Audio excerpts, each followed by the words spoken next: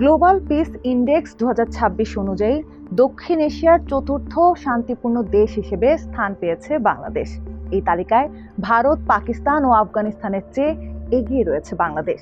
গত 9 জুন এই সূচকের 20তম সংস্করণ প্রকাশ করে সিডনি ভিত্তিক গবেষণা প্রতিষ্ঠান institute for economic and piece (IEP).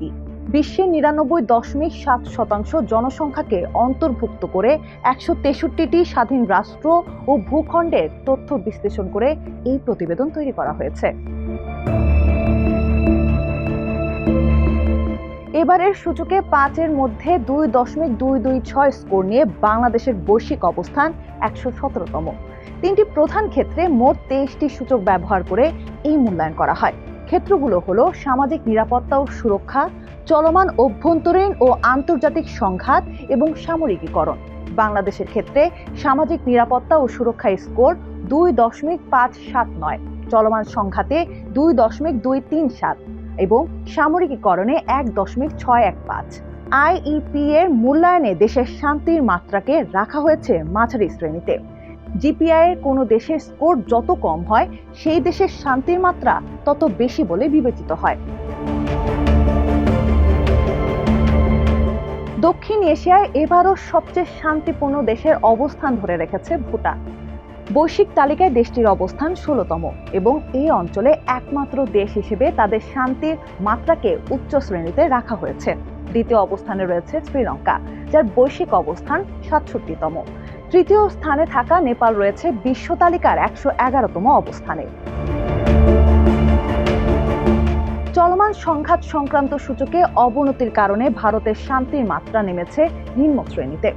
দক্ষিণ এশিয়ায় দেশটির অবস্থান 5ম এবং বৈশ্বিক তালিকায় 127তম। অন্যদিকে পাকিস্তান ও আফগানিস্তান যথাক্রমে 152তম ও 157তম অবস্থানে রয়েছে। বরাবরের মতো এই অঞ্চলের সবচেয়ে অশান্ত ও অস্থিতিশীল দেশগুলোর তালিকার নিচের দিকে রয়েছে দেশ দুটি।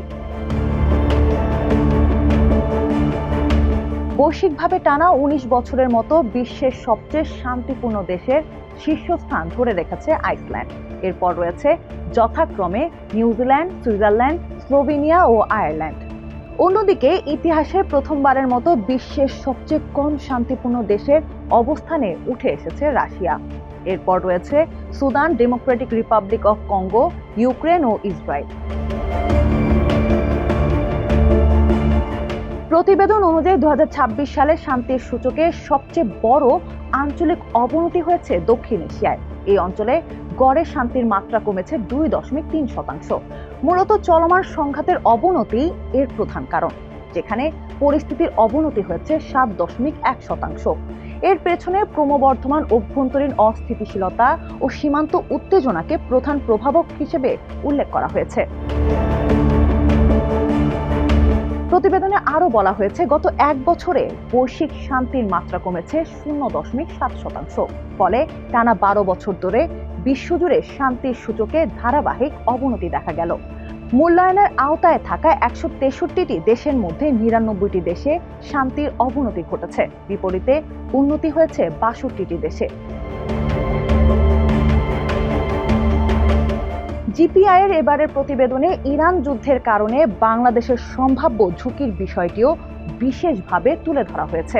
বাংলাদেশকে রপ্তানিমুখী জ্বালানি আমদানি নির্ভর দেশ হিসেবে উল্লেখ করে বলা হয়েছে, LNGর উচ্চ মূল্য এবং বিশ্ব বাজারে চাহিদা কমার প্রভাবে চাপের মুখে পড়তে পারে দেশের অর্থনীতি।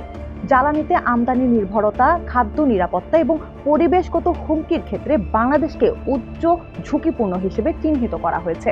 তবে আর্থিক রাজস্ব ঝুঁকির ক্ষেত্রে দেশের পরিস্থিতি তুলনামূলকভাবে কম ঝুঁকিপূর্ণ বলে উল্লেখ করা হয়।